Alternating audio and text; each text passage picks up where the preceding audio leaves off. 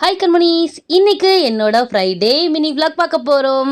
Morning சூப்பராக எழுந்திரிச்சு ரெஃப்ரெஷ்லாம் ஆகிட்டு நம்ம இப்போது சேலம் கோட்டை மாரியம்மன் கோயில் கிளம்பியாச்சு. வரலட்சுமி விரதம் நோன்பு அப்படின்றதுனால நம்ம பிரேக்ஃபாஸ்ட்லாம் சாப்பிடாம அப்படியே கோவிலுக்கு கிளம்பியாச்சு. பாப்பு கூட தான் பைக்கில் போயிருந்தோம். இவ்வளோ ஏர்லியாக நம்ம கோட்டை மாரியம்மன் கோயிலுக்கு ஏன் வந்திருக்கோம் அப்படின்னு பார்த்தீங்கன்னா, ஃபர்ஸ்ட் டைம் நம்ம சேலம் கோட்டை மாரியம்மன் கோயிலோட திருத்தேர் ஓட்டம் திருவிழா நடக்க போகுது. ஸோ அது பார்க்கறதுக்காக சூப்பராக கோயில் ரீச் ஆயாச்சு. கோவில் வெளியே நம்ம மாரியம்மனோட தேரை அவ்வளோ பிரம்மாண்டமாக ரெடி பண்ணிட்டு இருந்தாங்க. நம்ம அதுக்குள்ளே போய் சுவாமி தரிசனம் பண்ணலான்னு சொல்லிட்டு உள்ள போனால் லைன் அவ்வளோ பெருசாக இருந்துச்சு. ஸோ ஒரு வழியாக நம்ம நல்லபடியாக சுவாமி தரிசனம் பண்ணி முடிச்சுட்டு வெளியே வரும்போது நம்ம தேரில் வைக்கிறதுக்காக மாரியம்மனை பல்லக்கில் தூக்கிட்டு வந்திருந்தாங்க. அவங்க கூடவே அப்படியே வெளியே வந்தாச்சு. வெளில வந்து பார்த்தா சண்டை மேளம் அடிச்சு பூஜை ஸ்டார்ட் ஆயிருச்சு.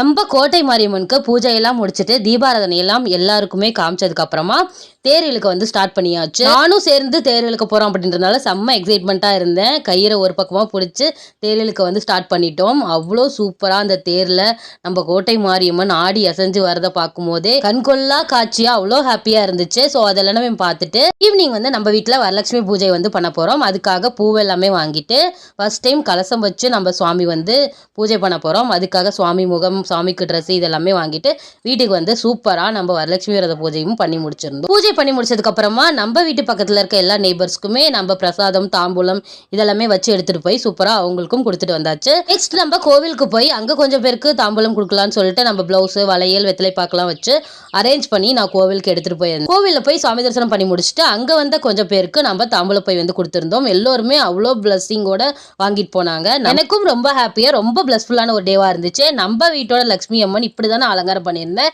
எப்படி இருக்காங்க அப்படின்னு சொல்லிட்டு கமெண்ட் பண்ணுங்க கண்மணிஸ். இந்த வீடியோ உங்களுக்கு பிடிச்சிருந்தா லைக் பண்ணி ஷேர் பண்ணுங்க. பாய்.